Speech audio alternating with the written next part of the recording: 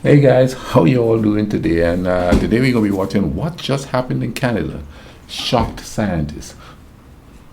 No, I don't know what this is about, but I'm interested to see what just happened in Canada. The shocking scientists. You understand what I'm gonna say? Welcome to Mr. Giant Reacts and Ting and Ting and Ting. I'm Mr. Giant. When you put the word shocked and Canada in the same sentence, that piques my interest because my interest is piqued on Canada. So let's go ahead and YouTube and simmer and see what happened and just happened in Canada. Canada is the second largest nation in the world, as you may already be aware. But were you aware that the majority of it is uninhabited? This is because as you travel further north, the geography and environment become less suitable for people. The majority of people reside in sizable cities close to Canada's lone neighbor, the United States. The most livable regions of Canada extend from west to east, as shown in the map below. The most varied geographical elements can be found here, ranging from wet sand-covered deserts to lush verdant forests. More than half of the northern hemisphere's length, 4,600 kilometers from north to the south and 5,500 kilometers from east to west, is taken up by Canada. The nation's borders are defined by the Pacific Ocean on the west and the Atlantic Ocean on the east. Its motto, "From sea to sea," is extremely apt given that it touches the Arctic Ocean up north. Pacific Time, Mountain Time, Central Time, Eastern Time, Atlantic Time, and Newfoundland Time are the 6 time zones that make up Canada's large territory. Main regions: the West Coast. The westernmost region of Canada that borders the Pacific Ocean is known as the West Coast. Geographers refer to it as the Cordillera region, which includes the province of British Columbia. The Coastal Range Mountains, which descend from Alaska and are situated extremely near the ocean's edge, determine Canada's border with the Pacific. The Canadian part of the Rocky Mountains, which move east away from the Pacific, define the border between British Columbia and Alberta. Massive evergreen forests and a wide variety of fauna may be found in both ranges, which have traditionally shaped the world's stereotype perception of Canadian nature. Rich, lush valleys, as well as the Okanagan, a tiny, warm, dry region in southern British Columbia, can be found between the 2 Pacific mountain ranges.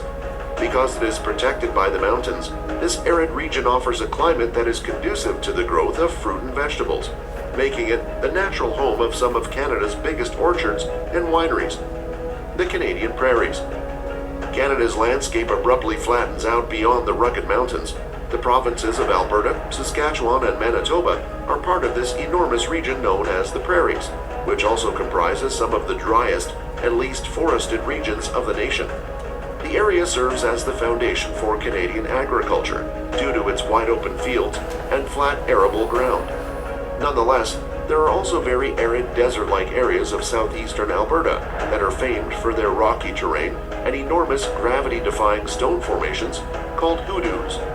Although frequently disregarded, the northern prairie's topography is significantly hillier and wooded than the southern prairie's more well-known plains. Similar to how these 3 gigantic lakes, Lake Manitoba, Lake Winnipegosis, and Lake Winnipeg, dominate the province's center region, which is bordered by lush flora and rivers, bogs, and swamps. Central Canada. The 2 largest provinces of Canada, Ontario and Quebec, are located in central Canada, which is a component of the vast geological formation known as the Canadian Shield, which gives much of the country its characteristic shape. The Laurentian region, also known as Central Canada, is a mostly green region of rolling hills, grassy fields, and deciduous forests with a barren and rocky north.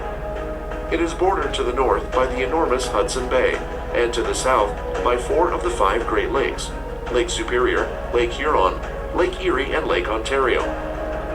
Thousands of small lakes and rivers may be found all over Ontario and Quebec, and many of them are encircled by damp wetlands that are home to well-known Canadian wildlife like beavers and moose. The Great Lakes, St. Lawrence Lowlands area, a length of low elevation and productive farmland situated along the shores of Lake Ontario and the enormous St. Lawrence River, both of which run out into the Atlantic Ocean, is home to the majority of the region's human inhabitants. Atlantic Canada. The area to the east of Quebec, which includes the 4 Atlantic provinces. Man, that's a lot of information. That's a lot of information there. That place is huge. So many beautiful parts of it, you know what I mean? And one country with all them different climates, all those different geographical regions and ecological sections and things like that, man. That's amazing. If you want to explore Canada, it's going to take a couple of years to see all of that stuff, you know what I mean? That's just crazy.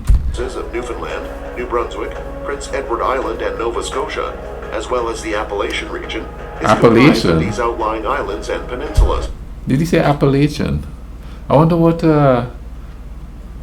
Canadian Appalachians or Appalachians are like. Comment down below if you love that heritage and you live in that region there. You know that I didn't think about the Appalachian region that Canada had one, and that's new to me. So I learned something right there and then, boy.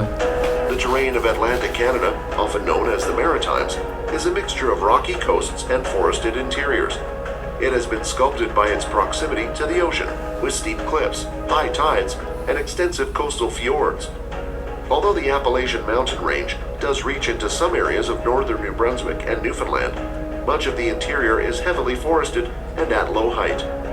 The small Atlantic provinces are notorious for being densely populated, in contrast to other regions of Canada, and only Newfoundland has significant areas of completely deserted terrain. The most desolate of them is Labrador, a geographical entity that, despite being formerly a part of the province of Newfoundland, is located on the mountainous northeastern tip of Quebec and is home to the Torngat Mountains, Canada's tallest range east of the Rockies. Northern Canada. Still going. Canada's north is a region with a hazy definition. With the exception of the Maritimes, all of the provinces have dry, generally arid and unpopulated northern regions that are vulnerable to long, chilly winters, significant snowfall, and permanently frozen soil. Nevertheless, in a more precise sense, the capital in the north typically refers to the vast northwest portion of Canada, which is home to the three northernmost territories of the country: Yukon, Nunavut, and the less imaginatively called Northwest Territories. Although Nunavut and the NWT both have stony, barren terrain with just minimal flora, Yukon in the extreme west has a more forested, Cordillera-style environment. Canada's far north is an archipelago of enormous islands covered in the icy tundra, large frozen glaciers, and towering mountains. Few people would venture there. This distinctive and exotic territory, even though it is a place that few people will ever visit in person, contributes significantly to Canada's image. It is home to polar bears, seals, and narwhals, but there is little plant life and hardly any human population. Weather in Canada. Canadians have a contentious relationship with the weather that stems from a combination of dissatisfaction and defensiveness. Canada is undoubtedly one of the coldest countries in the world. Throughout the winter, December to March, several cities experience lows of minus 20 degrees Celsius, with accompanying heavy snowfalls, icy winds, and slick frozen roads. On the other hand, the majority of inhabited areas of Canada experience nice springs, March and June, mild autumns, September and December, and hot summers in addition to the country's four distinct seasons, June and September. Canadians find it irritating when outsiders make the generalization that Canada experiences extreme cold all year long. Residents of Canada who reside close to the Atlantic or Pacific coasts typically encounter little snow but lengthy periods of heavy rainfall during the fall and winter, as well as a generally humid, gloomy atmosphere. Rainfall is much less common on the dry prairies. Still, on occasion, strong thunderstorms and tornadoes, sometimes referred to as Alberta Clippers, can be triggered by the dry air. The notoriously harsh and snowy winters of central Canada typically give way to rainy springtime and extremely hot, muggy summers. The most extreme weather polarization occurs in northern Canada, where summer days can last up to 24 hours straight. In contrast, fall days are nearly perpetually dark. But even in the north, there are still times when it's rather warm and green, at least where people dwell. Canada's natural resources. There is little doubt about Canada's position as one of the wealthiest nations on the planet. There are very few valuable materials, chemicals, or elements that cannot be found in at least some areas of Canada. As a result, the country possesses an enormous wealth of valuable natural resources that it may sell to other countries. Most notably, the Prairie Province of Alberta is home to some of the greatest oil and natural gas deposits on the American continent. Because of this, Canada has been able to emerge as one of the major energy-producing superpowers of the 21st century. The province is also home to the greatest proven oil sands, or bitumen, reserves in the world. This fact, when combined with Canada's traditional petroleum reserves, solidifies Canada's position as the world's second most oil-rich nation, behind only Saudi Arabia. Mineral deposits can be found in every one of Canada's provinces and territories, with the exception of the extremely small province of Prince Edward Island. However, the types of minerals mined vary from one province to the next. In addition to uranium and potash, which are mostly mined in Saskatchewan, Canada is one of the leading producers of zinc, which can be discovered throughout the majority of the country. Potash and uranium are also found in Saskatchewan. The northern regions of Ontario and Manitoba contain significant deposits of nickel and copper. In contrast, the Atlantic region is traditionally known for its abundance of iron and coal resources. Gold has been found historically just about everywhere, while diamonds are becoming a major source of revenue in the northern regions of Canada. Say what? In a controversial move, Canada has also continued to be one of the world's most active producers of the hazardous insulator known as asbestos. The majority of the country's asbestos is mined in Quebec. It is then exported to developing nations with lax regulations regarding public health and safety. Oh, man. Provinces and territories. Canada is divided into 13 different subnational units, sometimes known as provinces and territories. The remaining 3 are referred to as territories, whereas the first 10 are known as provinces. It used to be the case that territories did not have self-governance, and that they were directly controlled by the federal government in Ottawa. However, this is no longer the case. The only important political difference between a province and a territory is the term. The provinces and territories that make up Canada are some of the largest administrative divisions of any country in the world. Collectively, they are larger than the majority of independent nations. Given that much of northern Canada is so sparsely inhabited, they also have some of the lowest levels of population density of anywhere on Earth. This is because there are so few people living there. Almost 90% of Canadians make their homes within 160 kilometers of the United States border, which is primarily situated along the 49th longitudinal parallel of the planet. What do you think of the video? Let us know. Wow. I just learned a whole lot about Canada and its geography on this video here. But I don't know if what I was looking for when it says what just happened in Canada shocked scientists. What just happened? Does anybody catch that?